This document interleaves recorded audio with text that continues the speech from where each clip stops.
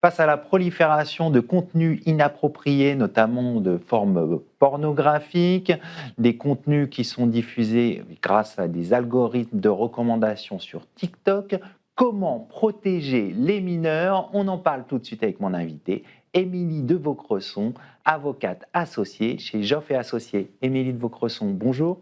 Bonjour Arnaud. La loi encadre strictement les contenus pornographiques, notamment pour la protection des mineurs. On va s'intéresser aux obligations. Quelles sont les principales obligations des plateformes qui diffusent des contenus pornographiques?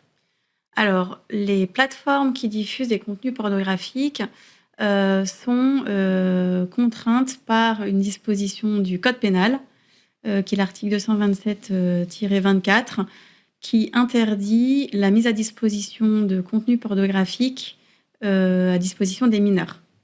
Donc ça, c'est le texte fondateur et qui fait que, en raison de cette interdiction de mettre les contenus pornographiques à destination des mineurs, les sites doivent mettre en place des systèmes de vérification de l'âge des personnes accédant à leur service.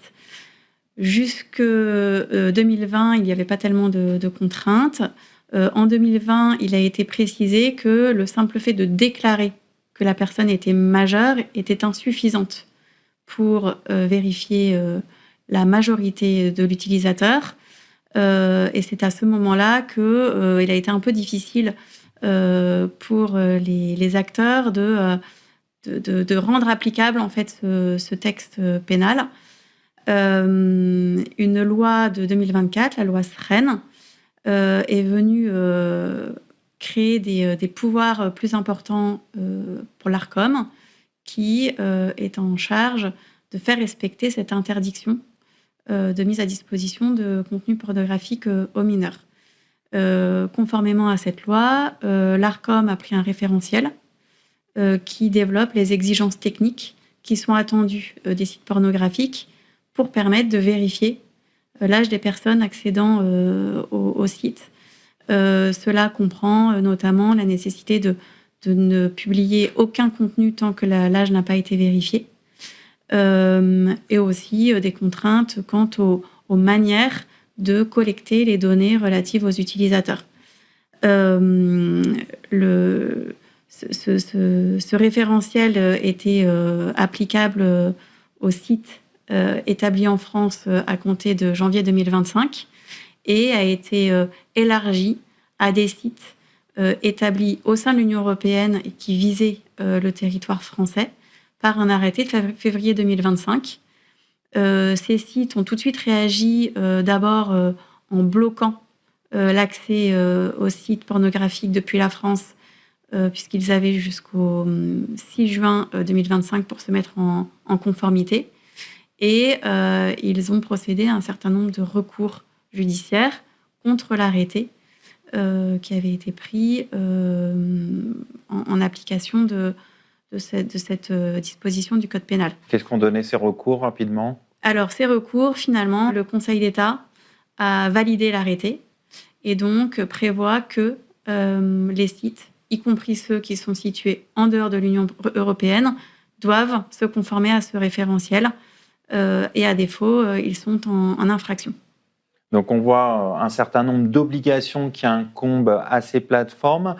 Quelles sont les sanctions prévues si ces plateformes qui diffusent des contenus pornographiques ne respectent pas les obligations?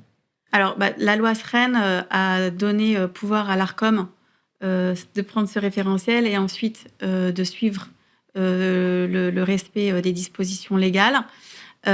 Et donc, au titre des mesures qui sont offertes à l'Arcom, d'abord, elle va mettre en demeure les sites de se conformer au référentiel, pour ceux qui ne sont pas conformes au référentiel, ou pour ceux qui continuent de diffuser des contenus qui restent accessibles aux mineurs, elle va les mettre en demeure de cesser ces mises à disposition de contenus à destination, qui sont accessibles par des mineurs.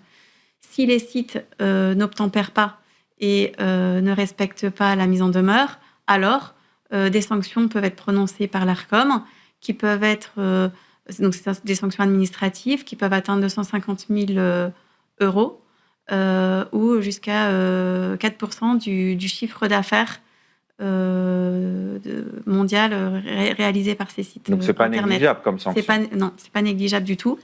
Et par ailleurs, elle peut demander aussi le blocage des sites Internet en s'adressant aux fournisseurs d'accès, aux fournisseurs de noms de domaine, ou demander le déréférencement à des moteurs de recherche. Alors, on va passer à un autre aspect de la protection des mineurs vis-à-vis de contenus de plateformes comme TikTok. On sait que ces plateformes, elles ont des algorithmes de recommandation de contenu et ces contenus peuvent être inappropriés à des mineurs. Est-ce qu'il y a des leviers juridiques qui permettent à l'État d'encadrer ces plateformes pour protéger les mineurs ? Oui, alors le premier levier juridique, en réalité, c'est le règlement relatif aux services numériques, qui est donc le DSA, qui encadre les conditions dans lesquelles les services sont notamment mis à disposition des mineurs. Donc des plateformes type TikTok sont qualifiées et sont reconnues comme étant des très grandes plateformes, soumis à ces obligations. Au titre de ces obligations, on a des obligations en fait d'identifier, d'évaluer et de mettre en place des mesures relatives aux risques systémiques, notamment du fait du fonctionnement des algorithmes. Et sur la base de ces évaluations, ils doivent mettre en place les mesures qui sont raisonnables pour atténuer les risques systémiques. Et donc, ça va en particulier concerner les risques pour les mineurs. Ils ont aussi des obligations de transparence sur le fonctionnement, en particulier des algorithmes, et doivent mettre à disposition dans les conditions générales les paramètres, expliquer comment fonctionnent en fait ces recommandations pour présenter des contenus, lesquels peuvent effectivement être pour certains inappropriés à des mineurs. Et puis enfin, ils ont aussi des obligations leur exigeant en fait de ne pas cibler une publicité pour des mineurs à partir du moment où ils peuvent raisonnablement penser que la personne est mineure.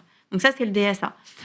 Au cours de l'été, il y a des lignes directrices qui ont été publiées par la Commission européenne qui viennent vraiment, elles sont dédiées à la protection des mineurs en application du DSA, et elles viennent du coup développer de manière assez pratique et exigeante les mesures permettant d'assurer cette sécurité des mineurs en lien avec les contenus. Brièvement, comment ça s'articule ce DSA avec la loi française ? Alors, brièvement, comment ça s'articule ? En fait, le DSA, c'est un règlement. Donc, le règlement, il est d'application et d'applicabilité directe en France. Donc, la France, en principe, ne peut pas prendre de mesures supplémentaires au DSA concernant les services numériques, sauf si le DSA le prévoit.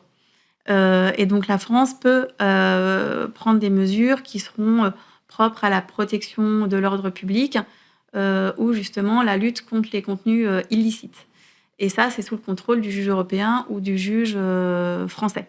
D'accord. Et récemment, le Conseil d'État a pu prendre une décision en avril 2025 contre une décision du Premier ministre qui avait décidé de bloquer l'accès à TikTok en Nouvelle-Calédonie. Donc là, ce n'est pas nécessairement lié aux mineurs, mais c'est une décision qui avait été prise, qui était considérée comme disproportionnée et contraire au principe de la liberté d'expression. On va conclure là-dessus. Merci Émilie de Vaucresson. Je rappelle que vous êtes associée au sein du cabinet Joff et Associés. Tout de suite, l'émission continue. On va parler de médiation de l'AMF et particulièrement du rôle du médiateur.